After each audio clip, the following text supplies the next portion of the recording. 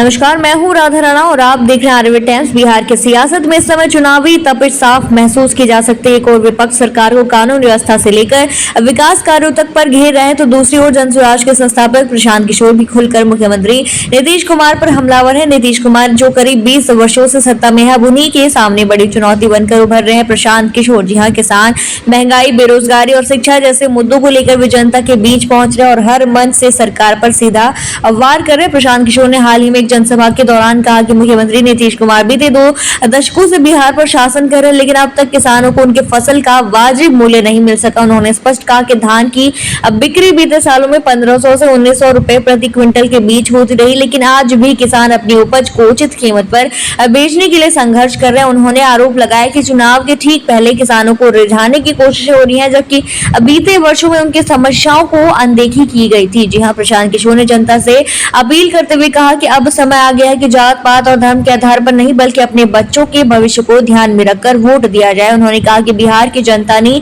कभी लालू यादव के नाम पर तो कभी प्रधानमंत्री नरेंद्र मोदी के नाम पर अब वोट दिया, लेकिन अब जरूरत है कि जनसुराज को मौका दिया जाए। उन्होंने जनता से कहा कि आप बदलाव चाहते हैं तो अपने बच्चों की बढ़ाए, उनके भविष्य और राज्य की प्रगति और को प्राथमिकता पर रखकर फैसला ले। जी हाँ, पत्रकार द्वारा पूछे गए सवाल के जवाब में जब उनसे स्वास्थ्य मंत्री मंगल पांडे के बारे में पूछा गया तो उन्होंने व्यंग्य करते हुए सवाल ही दाग दिया, क्या आप जानते हैं कि बिहार के स्वास्थ्य मंत्री कौन है? इसके बाद उन्होंने सीधे तौर पर मंगल पांडे का नाम लेते हुए कहा कि कोरोना काल में जब पूरा देश संकट में था, उस वक्त बिहार के लाखों लोग पैदल अपने गाँव की ओर लौटने को मजबूर थे, लेकिन सरकार और उसके मंत्री सिर्फ बयानबाजी में लगे रहे। प्रशांत किशोर ने कोरोना काल की तकलीफों को याद करते हुए कहा कि उस वक्त जिन लोगों ने अपने को खोया था, जिन बच्चों ने माँ बाप को खो दिया, वे आज भी उस पीड़ा को महसूस करते हैं।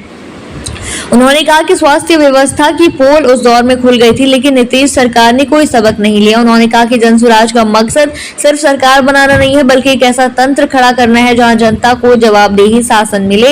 इतना ही नहीं, प्रशांत किशोर ने लालू यादव और उनके परिवार पर भी तीखा हमला बोला। उन्होंने कहा कि लालू परिवार ने बिहार की राजनीति को अपने घर की बपौती बना लिया है। उन्होंने जनता से सवाल किया कि क्या एक ही परिवार में मुख्यमंत्री, उप मुख्यमंत्री, मंत्री, सांसद, विधायक सब कुछ होना चाहिए? क्या यही लोकतंत्र है? उन्होंने कहा कि बिहार को परिवारवाद से निकालकर जनवादी राजनीति की ओर ले जाने का समय आ गया है। प्रशांत किशोर की जनसुराज यात्रा लगातार बिहार के अलग अलग जिलों में घूमकर लोगों से सीधे संवाद कर रही है। हर गांव, हर पंचायत में जाकर वे जनता से ये पूछ रहे हैं कि क्या वे सच में बदलाव चाहते हैं। उनका कहना है कि बदलाव सिर्फ नारों से नहीं आता, उसके लिए हिम्मत, सोच और योजना चाहिए, और यही सब कुछ लेकर जनसुराज बिहार की जनता के बीच आया है।